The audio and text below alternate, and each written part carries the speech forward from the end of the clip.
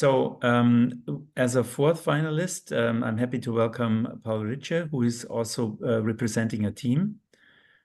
He's a physiologist and researching muscle adaptations and ultrasound imaging.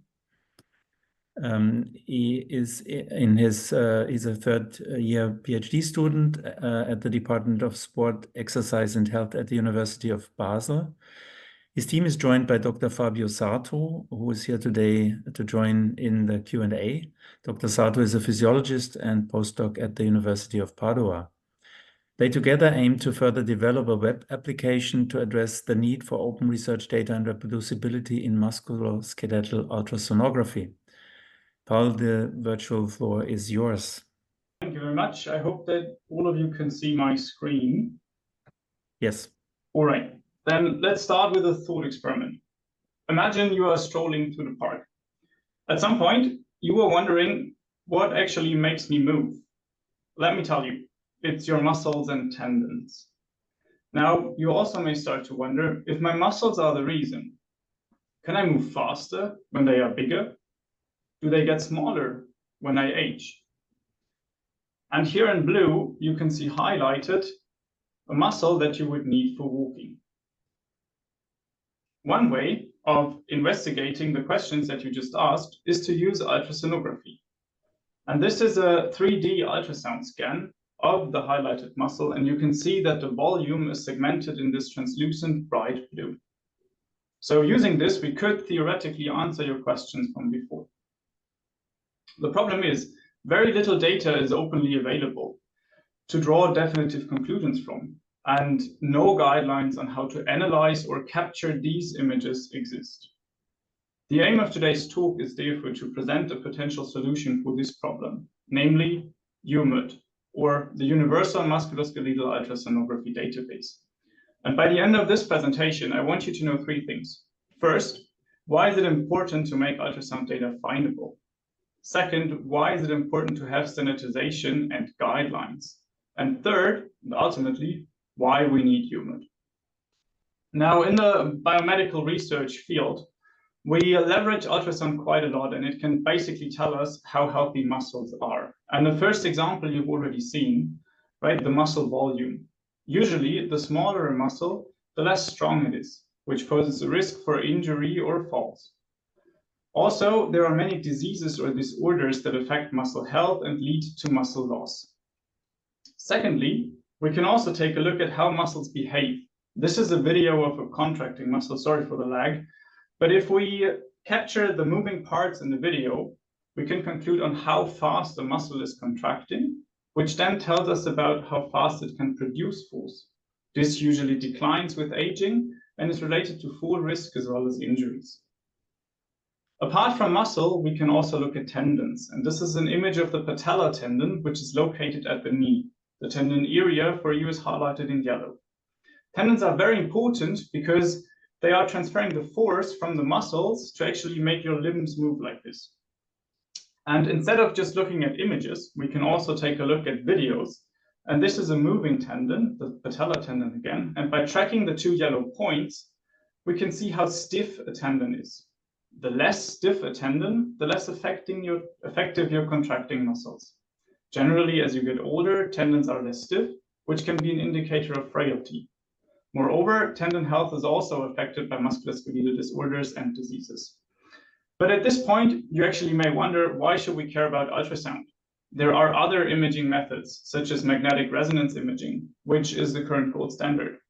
Well, first and foremost, ultrasound is much cheaper, about an order of magnitude cheaper, which allows it practically to be used anywhere in the world, so there might be a wide network of data available. Secondly, it's very patient-friendly and very portable. We can take it directly to the bedside or do tests in the field. If we want, we can even carry it on our bikes and do some tests in schools or at hospitals.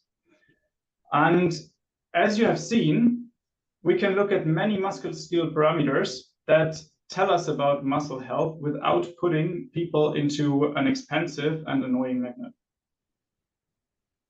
Looking at the published papers, this is represented there as well. Between 2020 and 2025, roughly 3,500 papers have been published concerning muscle and tendon ultrasound.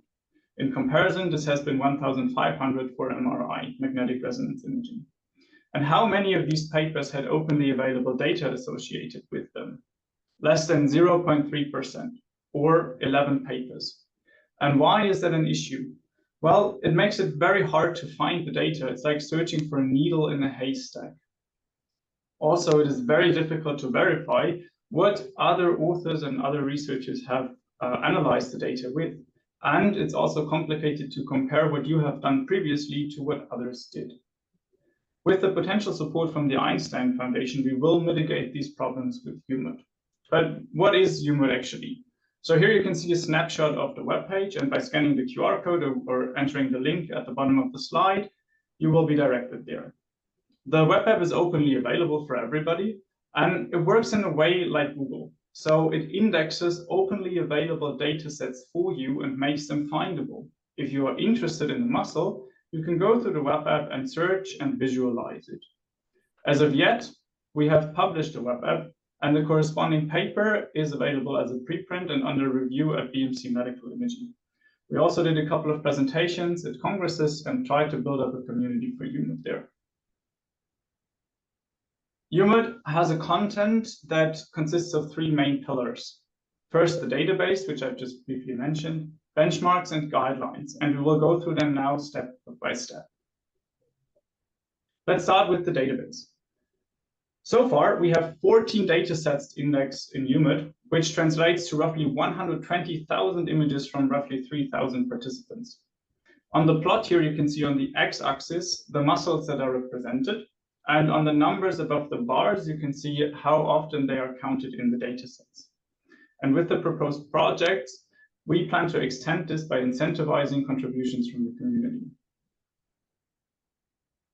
Let's switch to the guidelines.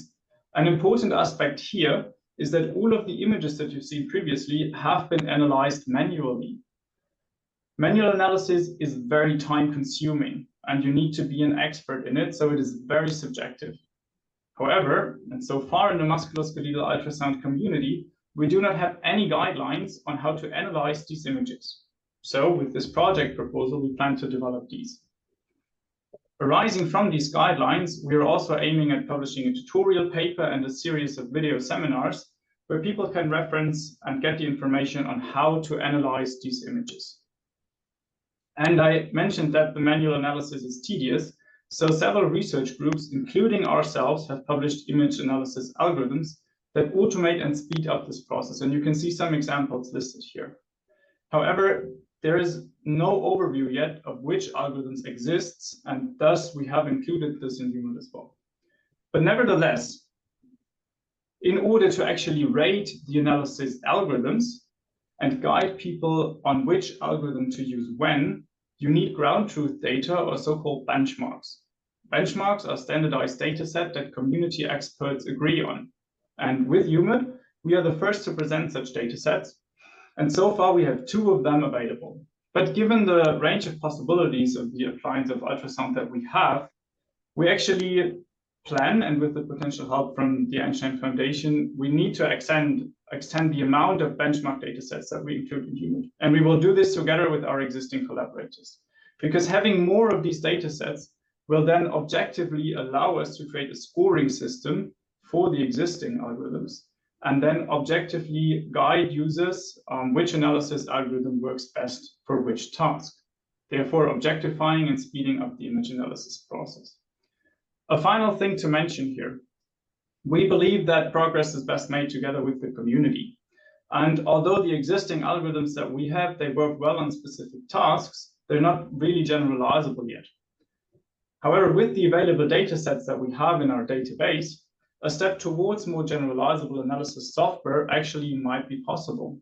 Thus, a part of our proposal also contains a community challenge, which means that we spread out the task and spread out data, and the winner will get a prize and has to share the code with the community, so that in the end, our goal of achieving better algorithms for the community can be realized.